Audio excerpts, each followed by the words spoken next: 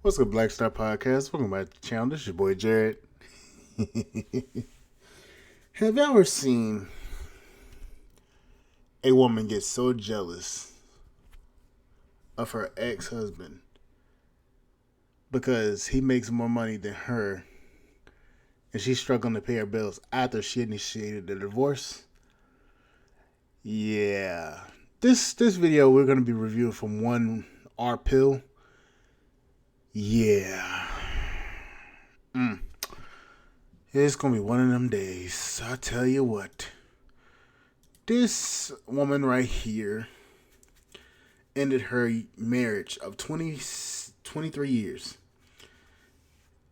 And is mad as hell because her husband is making 18 grand a month.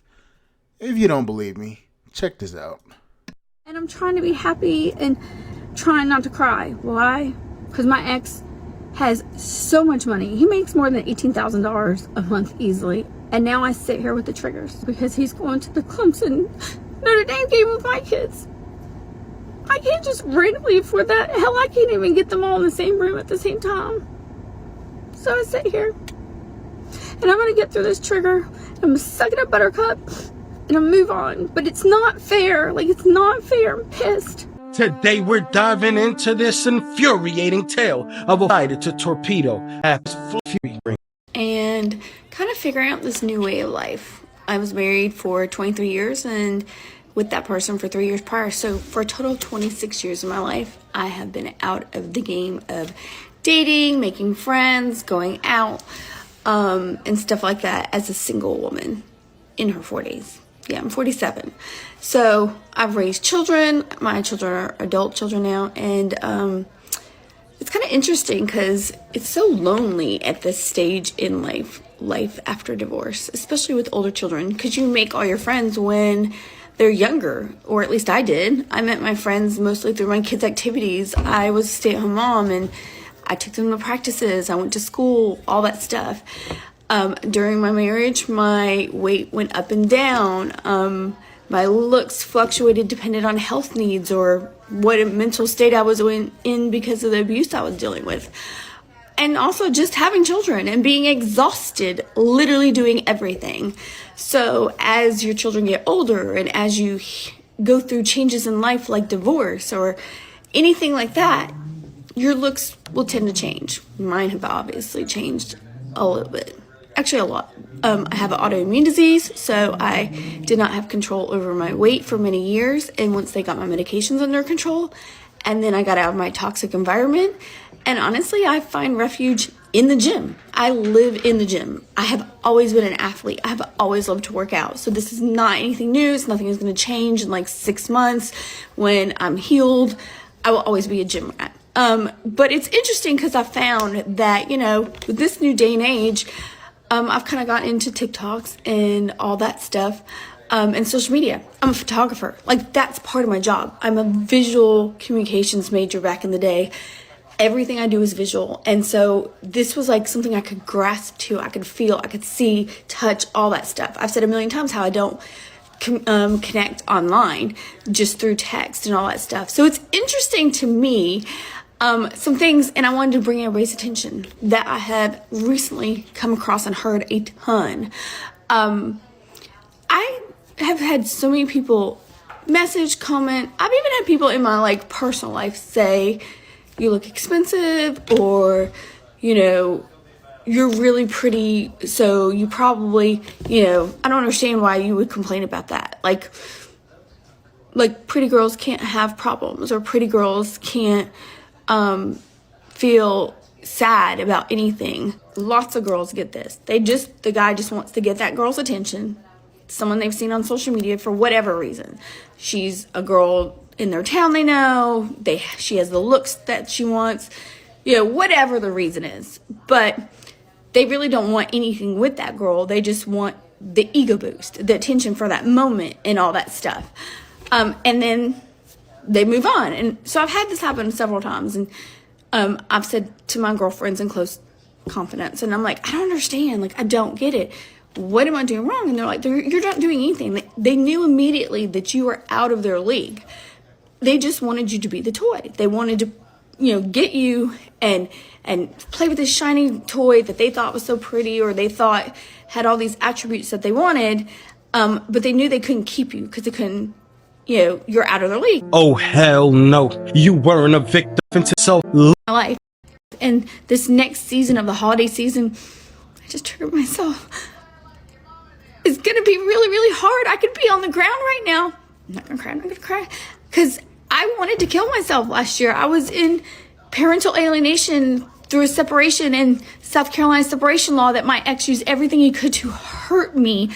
And the holiday season was the epitome of hell because I was a stay-at-home mom and I was the magic of every holiday. You were a stay-at-home mom. Oh, Stage today, honestly, I literally have been having a great week, amazing week, and then all of a sudden today, my emotions, I had the craziest thoughts, and I wonder, does anybody else feel this way? Like, I feel like I'm in mourning of the life I thought that I was going to have, and I'm kind of pissed at myself. I stayed in a marriage for 23 years and built up a family and my ex's career and everything, and we literally just got to where it was supposed to be everything we dreamed of. Like, owned a company, making, almost $1 million, and that was my breaking point, and I left it all. And I'm not a person that is about money. I've kind of been in mourning of the, like, oh my gosh, like, I gave it all up. Everything was around my family. So when I chose to leave, I gave it all up. Like, all up. I had no clue that the worst was yet to come in the 1 year of separation. And so it's weird because I find that I just thought today for a split second, and I'm like, what the hell's wrong with you? Like, what the fuck is wrong with you? I thought, I should have just stayed. It wasn't that bad. Like, you made it 23 years. You made 26 years total. Your kids are like college and one's almost out of high school. Like, you made it. Like, it didn't matter at this point. They can do their own separate life and all that. You made it to the point where you guys were making so much money and you had big houses and you could do whatever you want and you can relax. And I literally just called my friend and I was like freaking out because, like, I'm the biggest person that keeps me back. Like, I'm terrified. I don't have 401k. My counsel did not have my back. I was so traumatized when I got out and then terrorized for the next year that I couldn't even think straight to help the people that wanted to help me, and the people I entrusted to help me didn't help me. And there's just timelines that you can't stop, and so it is what it is. And I'm 47 years old. It's not like I'm 25. I'm healthy, kinda. I have an autoimmune disease, which means it's life-threatening for the rest of my life. Things can change, but it's not like I'm an invalid and can't do anything for myself. But it is terrifying. Like, I could have stayed. Let me just interject here right quick. Keep in mind, this is fair use. Ladies, this is what men are talking about. You're listening to your friends, your supposed counsel, and them not giving you sound advice. Now, this woman said that this man was, I don't want to say the word, violent towards her or emotionally violent towards her. But if you can pick out, if you've been listening, she never said one thing that this man did to her. She said it wasn't that bad. Why didn't you just stay? Why, you've made it 23 years. Why leave? She said it. It's not me saying it. She said it. This woman left her husband because she had people in her corner telling her that you can do better. You're a high 47-year-old woman. Now she's looking back on it and she's looking like, wait a minute, I don't have a 401k. I don't have anybody that's there with me. I'm struggling financially. And she's an emotional wreck. Now, granted, this woman is 47 years old. She looks beautiful, but I'm pretty sure she's probably using filters, so looks may vary. She said that these men are just using her for the bedtime action, and are moving along.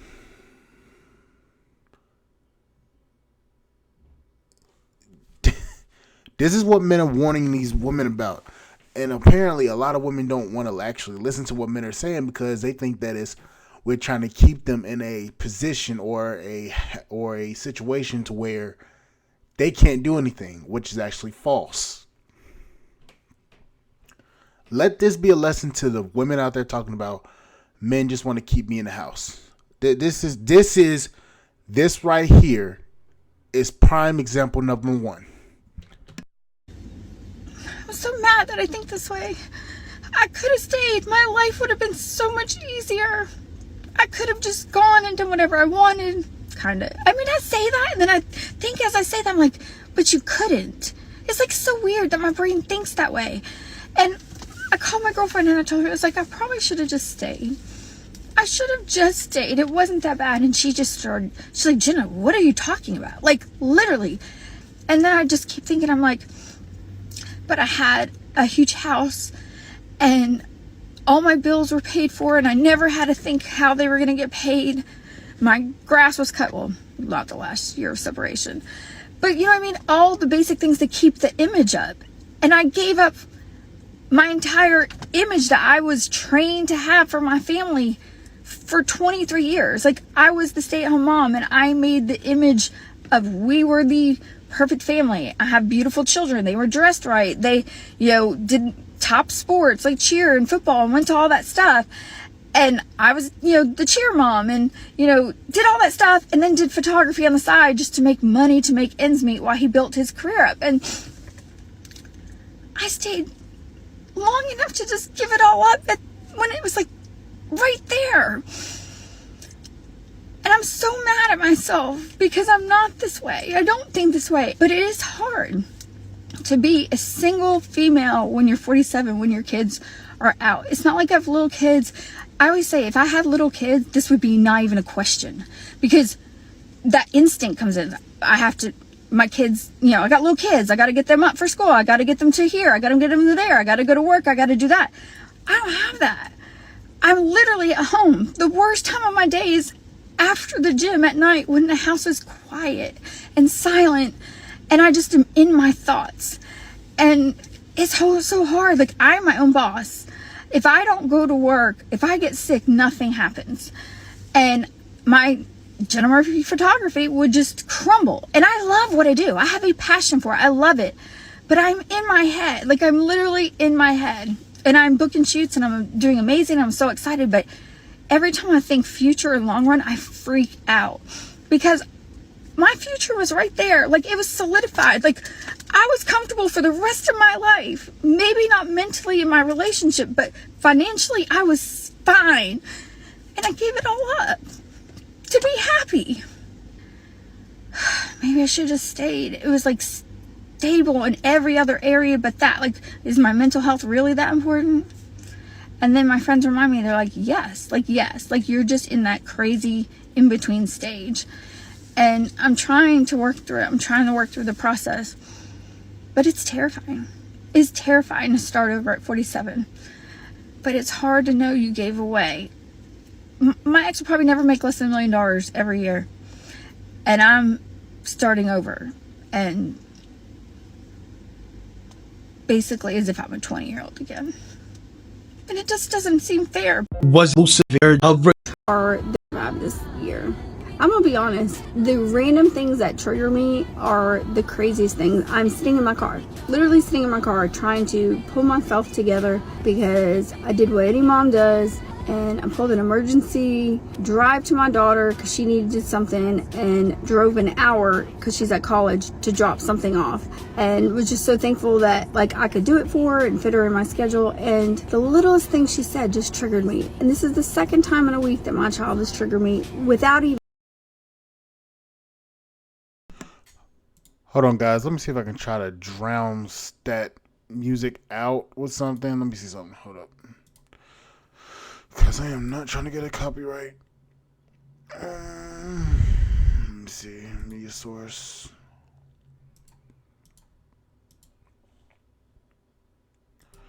Okay, let me see if I can get.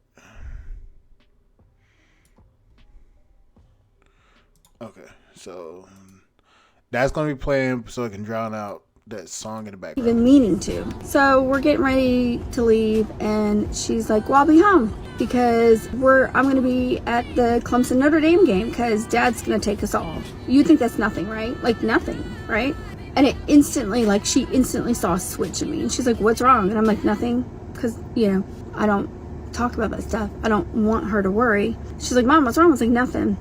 And I had to keep it together because last week, she said randomly, I was like, what are we going to do for Thanksgiving? This is my year to have Thanksgiving with you guys. What do you guys want to do? You want to volunteer? Do you want me to just cook at home? Do you want to go out to eat? Like, I'm literally like begging for them to give me any feedback, because last year my ex used every single holiday, even if it was my holiday, to be with my kids, to isolate me, manipulate them, to torment me, and everything he could with the South Carolina 1 year of separation law.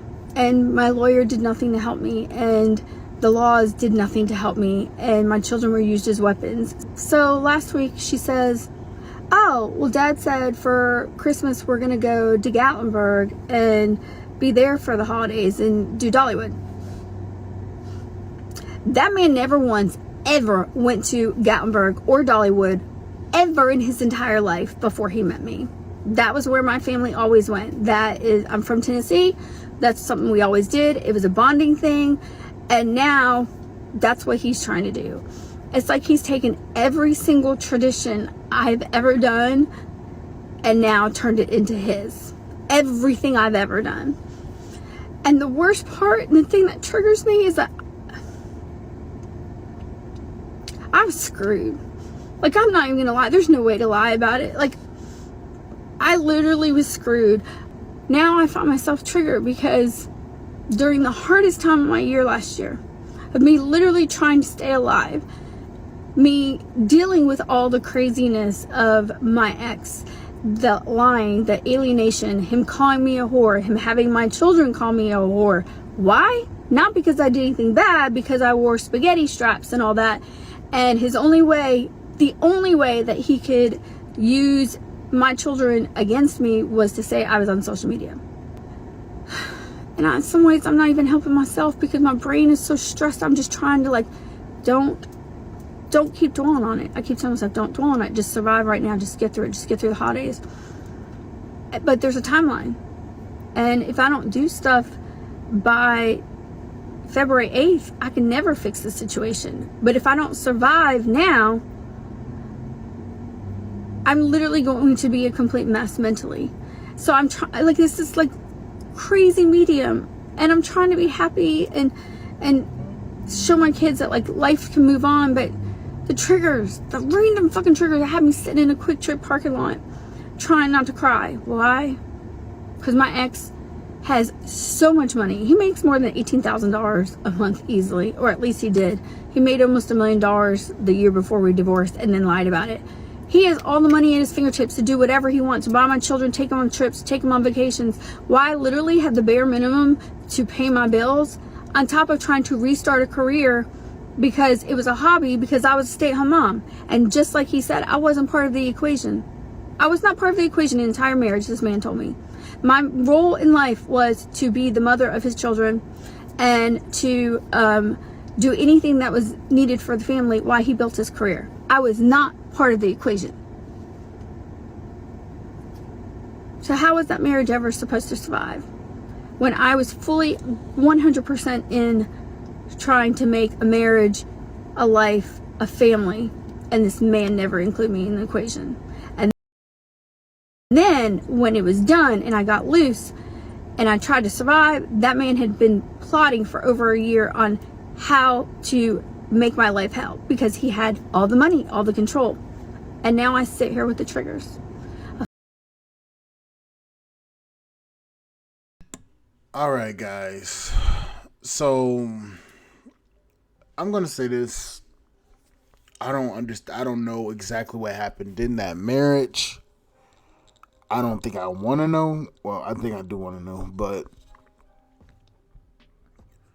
I'm a put a disclaimer out here, and I'm gonna say this. Turn that shit off. I'm gonna say this. If you are in a relationship to where you need to get out, leave. Point blank. If you're in a relationship that is very toxic, you need to leave. But from the way it sounds like this woman had people in her corner that was telling her things, and this guy was acting a certain way and she didn't like it. Instead of I don't really know. But what I'm gonna say is this. This woman said it multiple times. She was financially stable, although it wasn't good communication on either side. It was still a good enough marriage to last 23 years. Now, I don't know what was going on in the relationship. This is based upon what she said in these videos.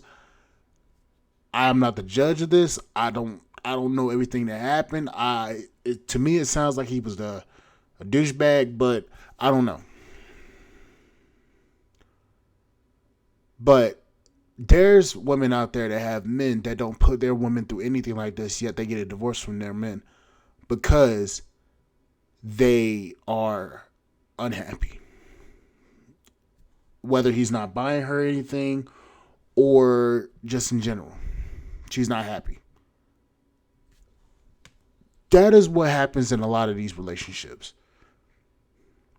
They get unhappy and they start confiding in other people that are unhappy themselves. And what do you know? Bim, bang, boom. Everything falls apart and they are around their friends that are not their friends. And then they start crying like this woman is here saying that my supposed group wasn't even behind me. Now she's upset. All I'm going to say is this. This right here is going to keep happening. And men steadily are saying, fuck that, I'm not dealing with it.